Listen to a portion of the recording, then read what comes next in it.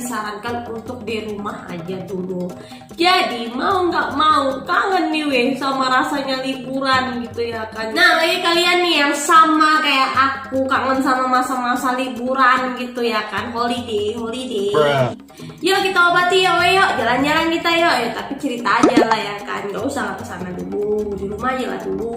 Karena aku tinggal di daerah Sumatera Utara, aku pengen nih weh ngebanggain sebuah objek wisata yang ada di Sumatera Utara ke kalian semua. Sebetulnya sih bukan aku aja yang bangga ya kan, kita semua harus bangga. Masyarakat Indonesia harus bangga karena objek wisata ini merupakan objek wisata terbesar di Asia Tenggara. Ya nggak salah lagi weh, objek wisata ini adalah Danau Toba, danau vulkanik terbesar dan terluas di Indonesia, bahkan di Asia Tenggara.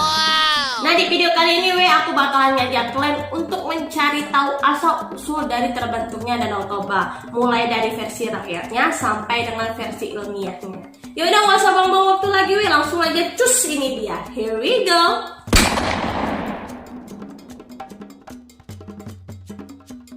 Mungkin kalian udah pada tahu lah ya kan cerita rakyat tentang Danau Toba ini, mau itu dari buku-buku, mau dari televisi, atau dari mimpi mungkin.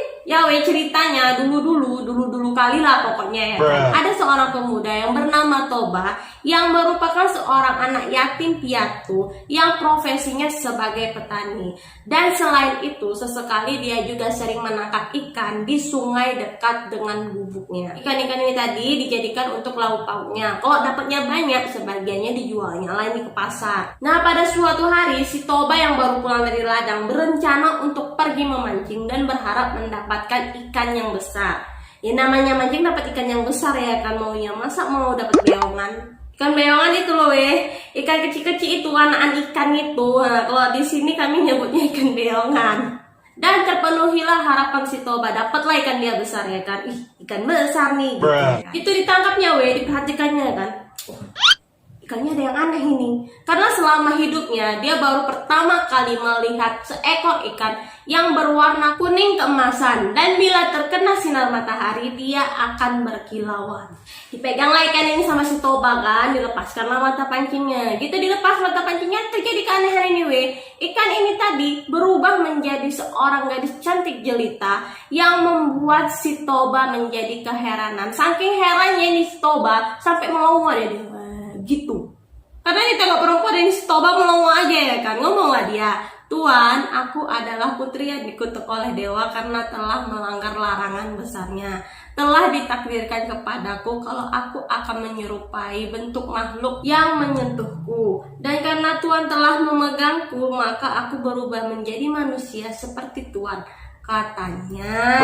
Nah si Toba yang tadinya melongo gini, udah mulai sadar lah dia ya kan. Ditengoknya kan cantik nih perempuan ini gitu kan. Karena dia juga single, gercep dia langsung dilamarnya perempuan ini tadi. Mau pula lah perempuan ini tadi. Tapi si perempuan ini juga ngajukan syarat nggak yuk gitu aja dia. Dan perempuan ini tadi mengajukan syarat kepada si Toba untuk menutup rapat-rapat rahasianya yang berasal dari seekor ikan. Si Toba ini setuju ya iyalah katanya. Setuju si Toba kan, kalau orang ini udah bahagia lah orang ini dalam gubuknya walaupun cuma dalam kesederhanaan. Dan kebahagiaan mereka bertambah setelah lahirnya anak laki-laki mereka yang bernama Samosir. Samosir pun tumbuh menjadi anak yang sehat, tubuhnya kuat. Tapi sayangnya si Samosir ini agak degil nakal. Kerjanya cuma malas-malasan aja makan tidur, gak peduli dia bapaknya setengah mati kerja di ladang. Bahkan untuk disuruh nganter makan atau minuman untuk bapaknya aja ke ladang gak mau dia, males katanya.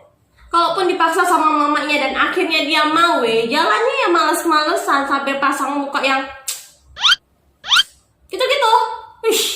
Nah sifat malas dari si Samosir ini bertambah karena terlalu dimanja oleh emaknya. Tapi ya namanya emak ke anak ya kan pasti ya dimanja. Aku pun gitu, tapi ya gak dimanja-manja kali kalau salah ya dimarah.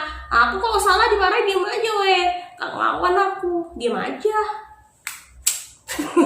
Nah selain malas, si Samosir Samosir ini makannya banyak weh. Saking banyaknya makannya, makanan untuk satu keluarga itu bisa dihabiskannya sendiri dalam sekali makan. Nah, suatu hari si Samosir ini disuruhlah sama emaknya ya kan untuk mengantarkan makanan sama bapaknya ini ke ladang.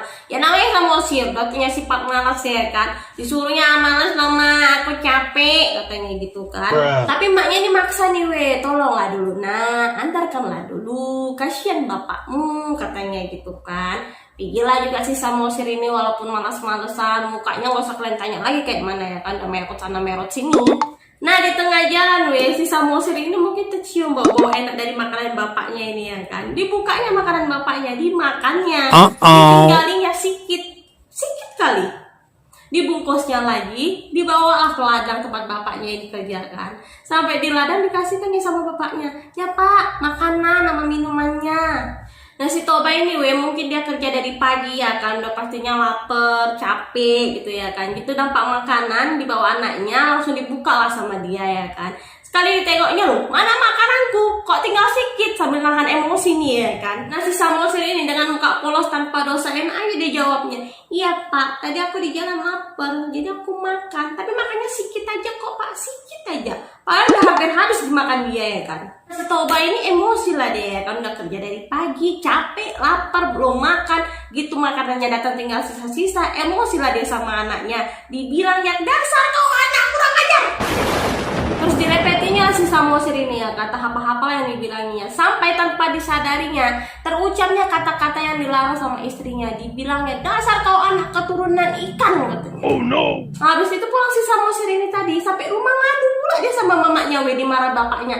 Mak, aku dibilang bapak anak ikan. Gitu. Sebilang emaknya ini tadi ya kan, karena suaminya melanggar sumpah, nangislah dia, dibilangnya sama anaknya, pigilah kau nak ke bukit tertinggi, berlindunglah kau di sana, kata emaknya ya kan. Udah gitu setelah si Samosir udah berlindung ini weh, turun hujan dengan lebat disertai dengan angin kencang dan petir yang menyapu. Air meluap sehingga menenggelamkan Toba dan seluruh desanya dan menjadikan desa itu sebuah danau yang disebut dengan Danau Toba. Sedangkan istrinya, si emaknya Samosir ini tadi, kembali ke wujudnya semula, yaitu seekor ikan, dan dipercaya sampai sekarang masih mendiami Danau Toba. Dan bukit tempat Samosir berlindung sampai sekarang dikenal dengan Pulau Samosir. Nah dalam versi ini weh, Toba itu bukan nama manusia apalagi nama pemuda, melainkan nama sebuah gunung raksasa yang bernama Gunung Toba. Gunung Toba merupakan gunung berapi aktif yang memiliki daya ledak yang tinggi. Gunung ini sendiri pernah meletus sebanyak 3 kali. Yang pertama adalah sekitar 800.000 tahun yang lalu, di mana letusan ini membentuk kaldera. Kaldera itu kayak cekungan. Jadi kalau Gunung Merapi itu meletus kan weh, kan tanahnya jatuh. Nah jatuhnya itu kan menyisakan cekungan. Cekungan itu yang dinamakan kaldera. Di sebelah selatan Danau Toba yang meliputi Porsea dan Parapat. Yang kedua diyakini sekitar 500.000 tahun yang lalu, di mana letusan ini membentuk kaldera di sebelah utara, yaitu yang meliputi daerah antara Haranggol dengan Silalahi. Yang ketiga adalah sekitar 73.000 atau 75.000 tahun yang lalu, di mana letusan ini disebut-sebut sebagai salah satu penyebab perubahan terjadinya peradaban dunia. Hal tersebut disebabkan muatan yang dikeluarkan oleh Gunung Toba, yaitu berupa magma sebanyak lebih dari 2.800 km kubik dengan skala ledakan sekitar 8,0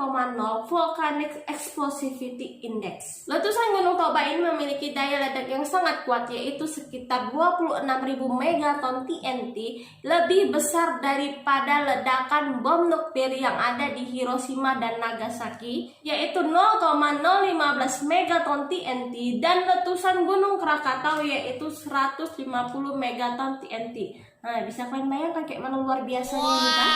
Ketinggian letusannya mencapai 50 km dan material abunya menyebar hingga menutupi seluruh permukaan bumi dan menutupi sinar matahari yang masuk ke bumi selama beberapa tahun. Akibatnya, temperatur bumi turun sampai 5 hingga 3 derajat Celcius. Selain mengakibatkan tsunami yang besar, letusan Gunung Toba juga mengakibatkan kematian massal manusia dan beberapa spesies makhluk hidup lainnya. Dari beberapa penelitian, letusan gunung ini diduga menyusutkan lebih dari 60% populasi manusia pada saat itu, yaitu sekitar 60 juta jiwa. Setelah meletus, gunung ini kemudian membentuk kaldera yang kemudian terisi air dan menjadikannya danau terbesar di Asia Tenggara. Dengan luas kaldera yaitu 1145 km persegi dan menjadikan danau ini danau vulkanik atau danau yang terbentuk dari letusan gunung berapi terbesar di dunia. Nah, menurut pendapat kalian kayak mana weh? Tadi sih aku bangga. Sampai sekarang pun aku bangga ya kan Indonesia memiliki danau vulkanik terbesar di dunia. Tapi setelah mengetahui prosesnya menewaskan hampir 60% populasi penduduk di dunia, ya agak prihatin juga sih ya kan. Tapi ya kayak mana? Itu kan di luar kemampuan manusia ya kan. Apapun ceritanya, aku cinta Indonesia, aku cinta Danau Toba weh. Gak sabar pun aku pengen kesana lagi. Terima kasih buat kalian yang nonton video ini sampai habis. Yang baru bergabung atau yang udah gabung lama nih tapi belum subscribe, subscribe aja weh, gratis kok. Dan kalau kalian suka video ini jangan lupa tekan tombol like-nya. Dan jangan lupa juga aku selalu nunggu komen-komen dari kalian loh weh di bawah ya. Akhir kata, assalamualaikum warahmatullahi wabarakatuh. Jangan lupa ditunggu video selanjutnya. Bye bye.